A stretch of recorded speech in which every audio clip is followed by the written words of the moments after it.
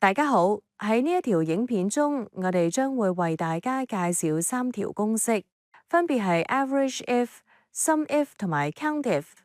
同一般嘅 average sum 同埋 count 相比，呢三條公式可以幫助我哋根據特定條件計算相關範圍內嘅 average sum 同埋 count。而家我哋將使用以下例子嚟講解。首先係 average if。假設我哋想計算女同學嘅平均 CGPA，首先輸入等於 average if， 開括號，選取 gender 嗰一欄作為搜尋範圍，輸入逗號，再選擇 female 作為條件，再輸入逗號。選取要計算嘅對應數值，即係 CGPA 嗰一欄，輸入閂括號，按 Enter。咁樣就能夠計算出女同學嘅平均 CGPA 係2.92。我哋亦都可以將想要計算嘅條件複製到其中一個儲存格，然後將公式中嘅條件改為呢一個儲存格。咁樣我哋就可以隨時喺儲存格之中輸入想要搜尋嘅條件。例如我哋輸入 male， 公式就會自動計算男同學嘅平均 CGPA。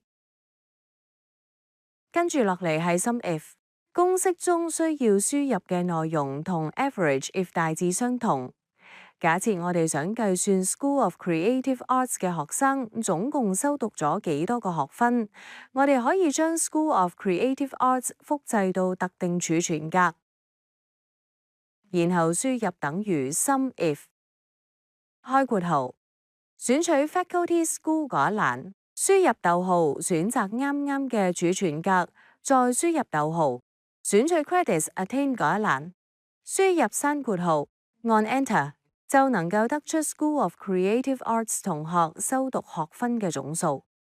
最後係 Count if， 佢係用嚟計算符合某個條件嘅數目。假設我哋想知道 Faculty of Science 有幾多個學生，我哋可以輸入等於 Count if，開括號，選擇相關嘅範圍，輸入逗號，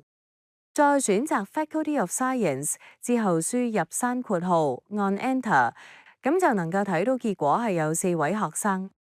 我哋亦都可以用數值作為條件，例如我哋想知道 CGPA 大於或者等於3嘅同學有幾多個，我哋可以輸入等於 Count if，